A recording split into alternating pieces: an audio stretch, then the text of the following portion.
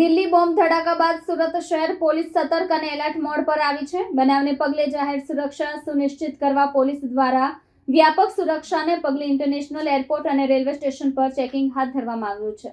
દિલ્હી ધમાકા બાદ Surat international airport અને શહેરના રેલવે સ્ટેશનો સુધીના વિસ્તારોમાં પોલીસ દ્વારા વાહનોની સખત ચેકિંગ કાર્યવાહી હાથ ધરવામાં આવી રહી છે। આ ચેકિંગની કાર્યવાહી શહેરના પ્રવેશદ્વારો પર ચાલુ છે। પોલીસ કમિશનર અનુપમસિંહ ગેહલોતે જણાવ્યું હતું કે જનતાની સુરક્ષા અમારી સર્વોચ્ચ પ્રાથમિકતા છે। અમે શહેરમાં કડક પહેરો મૂક્યો છે।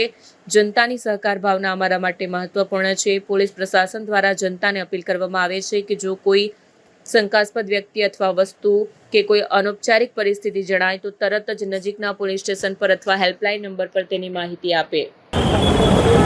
ગઈકાલે દિલ્હીમાં જે કારમાં બ્લાસ્ટ થયો તેના અનુસંધાનમાં આજે વહેલી સવારે સુરત રેલવે સ્ટેશન ખાતે એક્ઝિટ અને એન્ટ્રી ગેટ ઉપર પોલીસની અલગ અલગ ટીમો બનાવવામાં આવેલી છે। તે દ્વારા શંકાસ્પદ વસ્તુઓ, શંકાસ્પદ જે પણ વાહનો અને જે વ્યક્તિઓ છે તે લોકોને ચેક કરવામાં આવે છે। કેટલી ટીમો કામ કરેલી છે, પ્લેટફોર્મ પર કેટલી નીચે કામ કરેલી? પોલીસની જે ટીમો છે એમાં એક્ઝિટ અને એન્ટ્રી ગેટ ઉપર, તે સિવાય હોટલોમાં પણ પોલીસની અલગ અલગ ટીમો બનાવીને ચેક કરવામાં આવે છે। શું છે પોલીસ કમિશનરનો આદેશ શું છે? એના જે દિલ્હીમાં જે ગઈકાલે જે બ્લાસ્ટ થયો તેના અનુસંધાનમાં તકેદારી સ્વરૂપે ફૂડ પેટ્રોલિંગ, વાહન ચેકિંગ અને હોટલ ચેકિંગ વગેરે છે।